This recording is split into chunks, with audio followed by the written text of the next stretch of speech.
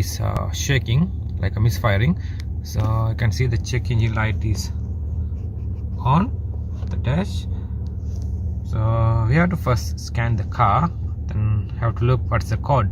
So we found the code, all the cylinders misfiring. So here the located in the injector, the number 1, 2, 3 and 4.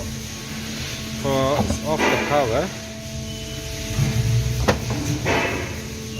you get the ignition coil, spark plug.